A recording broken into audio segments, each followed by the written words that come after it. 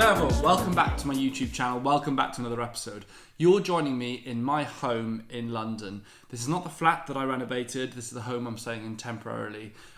If you haven't seen my home tour or the house tour that I'm in, then that's in a previous video. This is going to be an exciting video because I'm going to talk to you a little bit about why I sold my flat and the truth about why I sold my flat in Clapham. And I'm also going to talk to you about what I've learnt in the process of renovating that flat, and also about some really exciting projects I've got coming up as well. I'm going to be continuing the journey with property, and I want to take you guys along on that journey with me. First of all, let's clear some things up. So I bought a flat in Clapham in the summer of 2018 with one of my very good friends, my best friend in fact, I've known all my life. We bought it together before I went on Love Island because we thought it was a really nice project to renovate and create from a 1-bed to 3-bed, add value, but ultimately make a home for us to live in. We did not buy it with the intention of selling it. It was not a project for us to renovate and sell at the time we bought it. It was actually purchased just before I went on Love Island. So I went on the show, came off the show, and then we kind of tackled the renovation process. So neither me or my friend had any experience whatsoever in property development. It was completely new to us, a brand new world, but an exciting world as well. We were so excited about taking this kind of rundown top floor flat in Clapham and creating it into a real home. Those that have seen the previous video remember that it had a big area in the loft that was all just rafters and cobwebs with a door to the balcony, but didn't have any way at the moment of creating that into a living space. So there wasn't a proper floor up there. It needed a huge amount of work.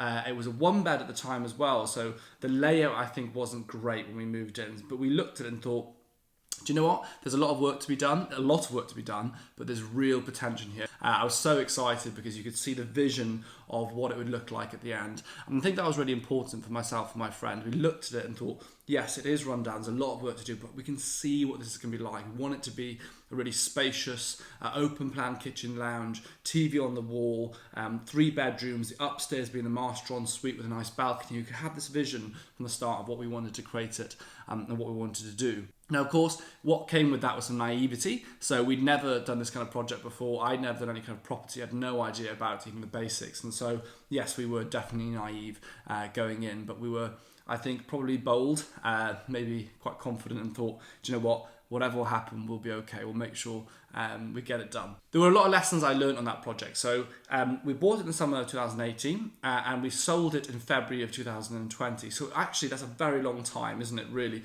A year and a half or more of actually owning the flat to get things done. There's a number of reasons why it took so long. There was a lot of work to be done. So we think we had to put structural beams in it.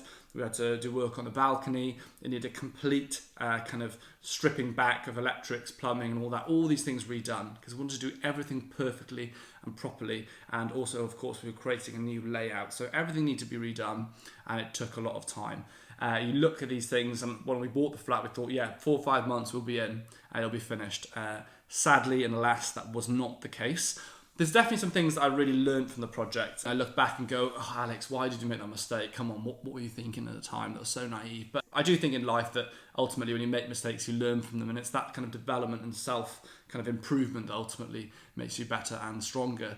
Some of the mistakes that I made that I'd like to tell you about because I think it's useful to know if any of you are going to thinking about doing a property development yourself, or maybe even you started a property development. These are some of the things that I learned. So we got a building company to come in and do the work. We quoted several ones and we had a contract with them. I'm not going to badmouth anyone, but essentially the first lesson I would say, and a really, really important lesson, the mistake that we made, is that we should have had more clarity, I think, on that contract about exactly what was included, what was excluded, and what would be extras. So that created some kind of difficulty, I think, at the start for us. And actually, ultimately, we decided to kind of part ways with those builders because we had different visions for the flat and we parted very amicably. And I think sometimes that does happen. You've got to make some difficult decisions, but ultimately, if you're not working perfectly well together, then it's better to kind of go your own ways. So at the point we parted ways, the structural beams were in. We had to have 3 beams put in to support the roof and what would ultimately be the loft. And a lot of the stripping back and kind of rewiring and plumbing was done. But there's still a long way to go. So we had to kind of bring in carpenters, plumbers, electricians. And essentially, my friend and I had to learn about everything. I had no idea the cost of a plug socket, how much a back box was, how much a door frame would cost, an architrave, no idea about any of that stuff. So it was a big and steep learning curve for us both. And it was stressful, to be honest, it was really, really stressful. I'd come out of Love Island, I had the whole media side of things that was going on. My podcast had just started, work in A&E as well. Like, it was juggling all that stuff at the same time as doing this flat it was a stress. Both my friends and I really wanted to be involved in the project from the start and actually be really hands-on in what was happening. So, for example, we wire brushed the bathroom. So where you can see that exposed brick, we actually had about 2 or 3 inches of kind of rubble and cement and whatever over the top of it. So we had to actually wire brush that back, which took nearly 3 days to do. So there's a lot of hard work in there. We carried, tons of rubble in and out of the flat. But it was part of the journey and part of the process. I wanted to understand about what this really involved. What was the labouring process part of it? What actually goes into building and redeveloping a flat?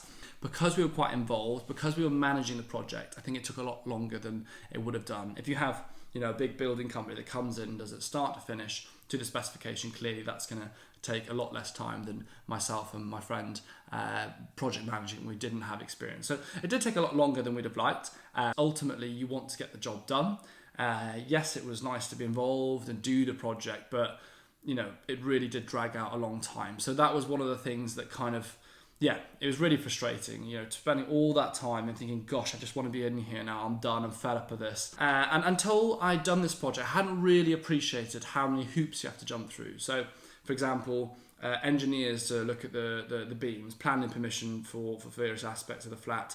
The electrical stuff has to all be done to certain specifications, sign off, plumbing, fire safety. There's so many different elements that you've got to meet, and actually hitting all the criteria is quite challenging at times, especially when you're taking an old building, an old house, an old flat, and you're kind of renovating and changing the existing frameworks that are in there. So that was a real lesson. That's something I've learned from massively. Is it's always important to have a surveyor come in and look at everything that he's doing and know from the start what the kind of targets are that you've got to hit, what the kind of certifications are that you need to meet, and what they really mean, because we kind of did that along the way, and it meant that things took longer. We had to go back and change a few things, and we could have saved ourselves a big headache there for sure. One thing I would say was we were really lucky at the tradesmen we had in. So we had Justin, who's a carpenter, who came up there and did fantastic work. Craig as well. Mark is a painter and decorator. We had a plumber, Harry, as well, who did some fantastic work there for us. All paid properly. I'm giving them shout outs because they did good work, not because we had any kind of discount with them, but they did a great job, and I was really, really pleased with everything they did. But managing them and managing their individual work was a stress of its own, because ultimately it comes with decisions that need to be made, materials that need to be found. Okay, we're going to make the kitchen, we need to choose a kitchen, need to make sure it's the right specification for the flat. And there was a lot of that stuff that I hadn't really anticipated being as challenging. That said, it was amazing. I loved learning about all those bits and pieces. And I think one of the things I take away from the flat is that actually, yes, there were a lot of steps at the time I was cursing and thinking, oh, I really don't want to have to do this. This is a stress. Why is this another problem? But I have learned from it. I understand a little bit about each thing now. And I hope that what I've learned from those things I can take forward into future projects. Another thing I would say is definitely look at the freehold agreement, leasehold agreement with any property you buy, so you know exactly where you stand. So we had a freehold house that's 4 flats. Obviously, freeholders owning a different part. We owned 25% of the freehold with a leasehold agreement between us. Now, that's absolutely fine. They're really, really important to have that because it outlines, obviously, the things that you can and can't do, that you need to have mutual agreement. But something that did add a bit of a headache is obviously everything we did, we needed to get agreement from the freeholders, and we didn't have as much autonomy as maybe you'd want to in an ideal world. That being said, I appreciate it is very important that things are done in a way that it's to the best interests of all the flats. But it was nevertheless another headache to deal with. What I would say, coming on to the reason why I sold the flat, is you have to think that I bought this place in the summer of 2018, and I thought it would be done in 6 months, and it took nearly 2 years to get finished. It was hugely stressful, a lot of it.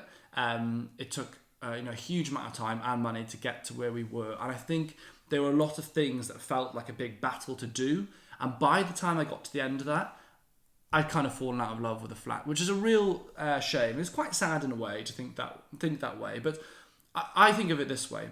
It was an incredible experience. I learned from it. I learned a lot of skills from it. That flat taught me a lot of things. I feel like both physically and mentally. I'm stronger as a result, and I'm more able now to go on to the next project with much more understanding. I definitely won't make the same kind of mistakes that I made back then. But for me, ultimately, I fell out of love with the flats. And I know a lot of you at home watching that have done something similar will say, yeah, I know what you mean. Sometimes you finish a project like this and you go, yes, I love this home, I love this place. But I looked around my flat and I said to myself, I looked around the flat, I love, the brick slip wall, I love the kitchen, the spiral staircase, all that stuff was amazing to appreciate.